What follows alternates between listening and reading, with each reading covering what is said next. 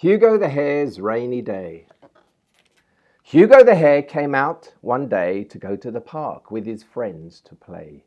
He sniffed at the air and said, "I can smell wet, and wet is one thing I don't like to get." Billy the goat had a smile on his face. He was kicking a ball round to Hugo's place. "Why are you carrying that?" Billy said, when he saw the umbrella above Hugo's head. "Because," said Hugo, "it's going to get wet, and wet is one thing I don't like to get." "No, it's not," said Billy. "Just look at the sky. The sun is shining. It's warm and it's dry." They talked and they walked, and it didn't take long for one drip of rain to prove Billy wrong. Billy just shrugged. "It's only a drop. I'm not bothered," he said. "It will probably stop." But it plopped and it plipped and it plopped some more, and before very long it started to pour. It fell on the path with a pitter-pat-pat. It bounced off the brolly with a rat-a-tat-tat. It splattered on Billy from high in the sky. He got wetter and wetter while Hugo stayed dry. Hugo felt bad because inside he knew what a good little hare would probably do. His head didn't want to, but his heart said he should. And he knew his friend Billy was hoping he would. So he said, "You're getting all wet, I can see. Would you like to share my umbrella with me?" "Oh, thank you," said Billy. "I really don't mind, but I'd better say yes, as you're being so kind." So under the brolly they shuffled along until Hugo noticed that something was wrong. "Billy, you're pushing me out," Hugo cried. "My fur, it's getting all wet down one side." Billy looked over. He could see it was true. Hugo's umbrella was not built for two. "Squeeze closer," he said. They tried once again, but then Billy's shoulder stuck out in the rain. "Hugo," he said, "I've just had an idea. The umbrella's too small, so the answer is clear. If we want to fit two of us snugly inside, then we need to make both of our bodies less wide." "But how?" wondered Hugo, not following at all. "It's easy," said Billy. "We make ourselves tall." He sat on a log by the side of the track. "Now, Hugo," he ordered, "hop up on my back." "All right," said Hugo. Though the plan sounded silly, he ran and he hopped and he landed on Billy. "Now climb up," said Billy, "and then we'll be tall and out of the place where the raindrops can fall."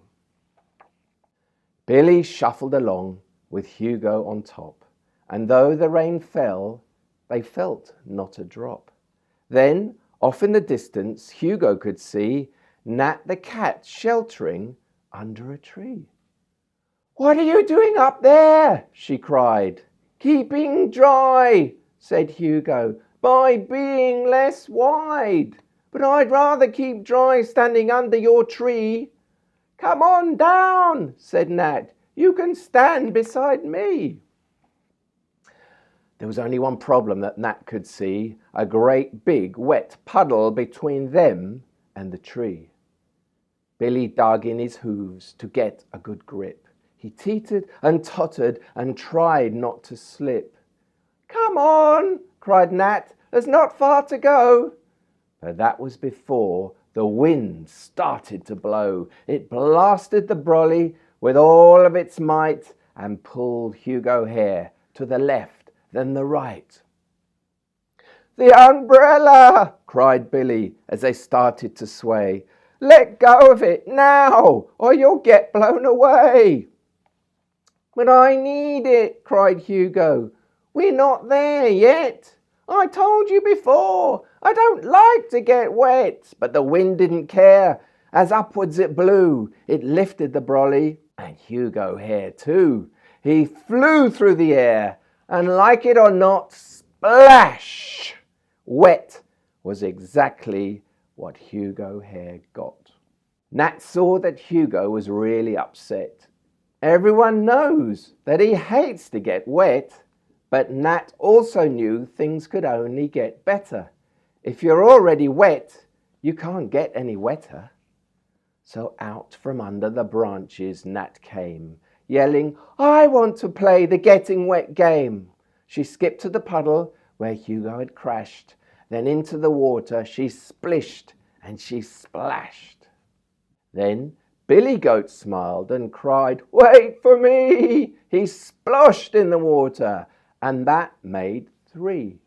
They slapped and slopped in the slippery wet, each getting the wettest of wet they could get. They stayed and they played in the puddle until suddenly something made Hugo stand still. The water no longer plippity-plopped. "Look," he cried, "the rain has stopped." The clouds had all disappeared from the sky. Now it was time to get themselves dry. As they sat in the sun, Nat made up a song, and both of her friends started singing along. Poor Hugo Hare, he got all in a muddle, up in the air and then down in a puddle. And there Hugo Hare became rather upset. Everyone knows that he hates to get wet. But when Hugo played the getting wet game, he forgot all about the wet in the rain. A splish and a splash, he began to feel better.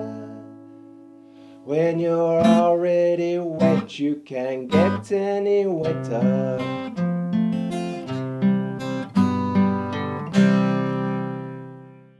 They played with the ball for a while, and by then all 3 of the friends were dry once again.